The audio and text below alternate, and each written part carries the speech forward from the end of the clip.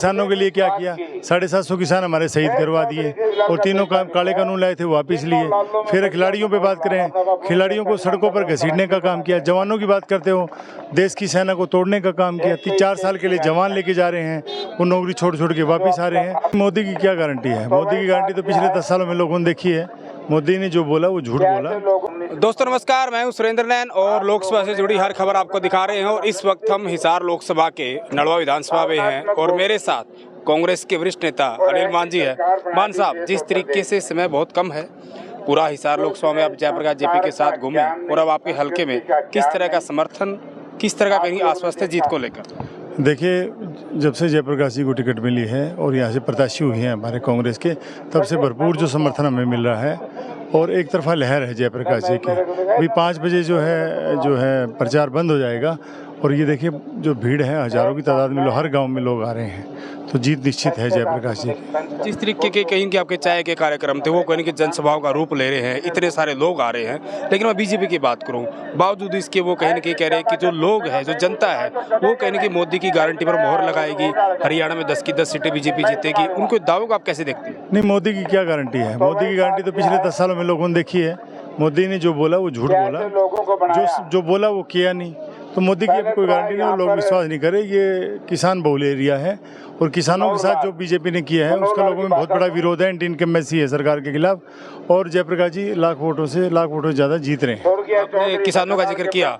देश के प्रधानमंत्री जब हरियाणा आए, पहले वो अम्बाला आए, उसके बाद गोहाना और फिर महेंद्रगढ़, उन्होंने कहीं न कहीं किसानों को लेकर बड़ा जोर दिया कि बीजेपी ने जो है किसानों के लिए काम किया, पहलवानों के लिए काम किया, जवानों के लिए काम किया। वो कहीं न कहीं तीनों के नाम पे वोट मांग रहे हैं। बताइए, किसानों के लिए क्या किया? 750 किसान हमारे शहीद करवा दिए और तीनों काले कानून लाए थे वापस लिए।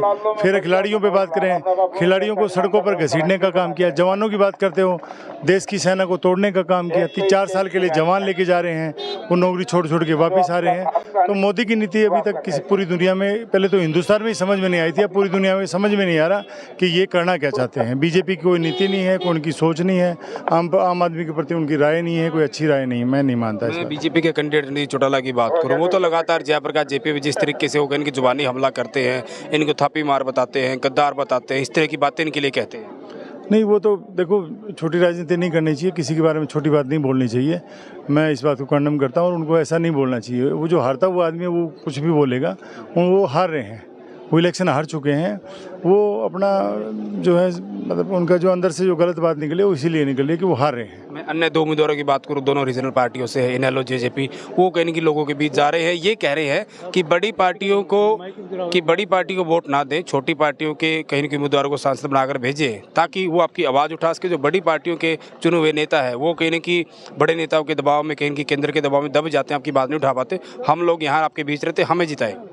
नहीं, वो तो कहाँ अलग अलग पार्टी है, वो तो एक ही परिवार की एक पार्टी है। वो आप देखिएगा, जेजेपी की वोट जाती है वो बीजेपी को जाएगी, जो इनेलो की वोट है वो बीजेपी को जा रही है, जो भी इनके बीजेपी में वो बीजेपी में जा रहे हैं।